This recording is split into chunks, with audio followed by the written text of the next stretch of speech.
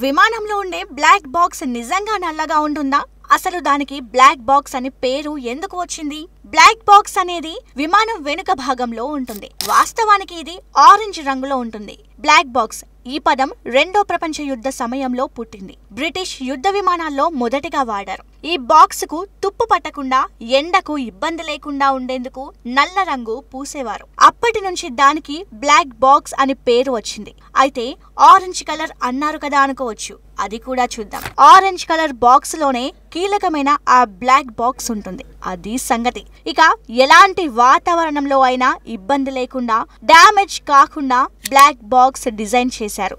Radar signals అందని సమయంలో కూడా బ్లాక్ బాక్స్ పనిచేస్తూనే ఉంటుంది. విమాన ప్రమాద సమయంలో పైలట్ ప్రయాణికులు ఏం మాట్లాడారు, ఎలాంటి సాయం కోరారు అన్నది రికార్డ్ చేస్తుంది.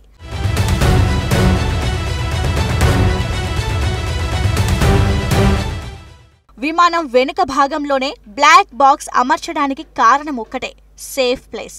ఎలా అంటే ఏ విమానాలు అయినా ప్రమాదం బారిన పడితే వెనుక భాగం 99% దెబ్బతినదు. అంటే బ్లాక్ బాక్స్ కూడా దెబ్బతినదు. అందుకే వెనక అమర్చుతారు. ఇక ఈ బ్లాక్ బాక్స్ లో రెండు కీలక పరికరాలు ఉంటాయి. ఒకటి ఫ్లైట్ డేటా రికార్డర్, రెండోది cockpit voice recorder. Flight data recording లో విమానానికి సంబంధించిన పూర్తి సమాచారం రికార్డ్ అవుతుంది. అంటే విమానం ఎంత ఎత్తులో ఉంది, ఎంత ఇంధనం ఉంది, ఇంజన్ కండిషన్ వంటి కీలక విషయాలు రికార్డ్ అవుతాయి. అలాగే విమానం కదలికను కూడా రికార్డ్ చేస్తుంది. అంటే పైలట్ గేర్ ఎప్పుడు వేశారన్నది కూడా రికార్డ్ అవుతుంది. ఇక కాక్పిట్ రికార్డర్ విషయానికి వస్తే ఇందులో పైలట్ వాయిస్ రికార్డ్ అవుతుంది. అంటే పైలట్ ఏటీసీతో ఏం మాట్లాడారు అన్నది రికార్డ్ అవుతుంది. మరో విషయం ఏంటంటే ప్రమాదం జరగడానికి అరగంట ముందు ఏం జరిగిందన్నదే కీలక అంశం. అంటే ప్రమాద సమయంలో ఏటీసీకి మెసేజ్ వెళ్ళిందా, ఏం మాట్లాడారన్న ముఖ్య విషయాలు రికార్డ్ అవుతాయి. వాటిని డీకోడ్ చేసిన తర్వాతే ప్రమాదం ఎలా జరిగిందన్నది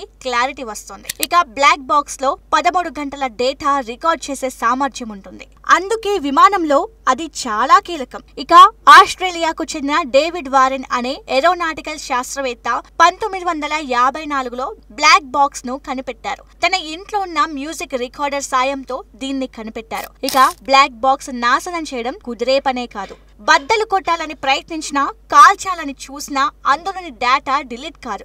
ఎందుకంటే అందులో చాలా చిన్న చిన్న మైక్రో చిప్స్ ఉండడమే అందుకు కారణం. అంతేకాదు ఆర్టిఫిషియల్ ఇంటెలిజెన్స్ ద్వారా కూడా జరిగే పనే కాదు. 1976లో బ్లాక్ బాక్స్ కార్పొరేషన్ ఏర్పాటు చేశారు. ఇక మన దేశంలో వాడే black box ABC network private limited, SR కంపెనీలు సంయుక్తంగా తయారు చేసినవి.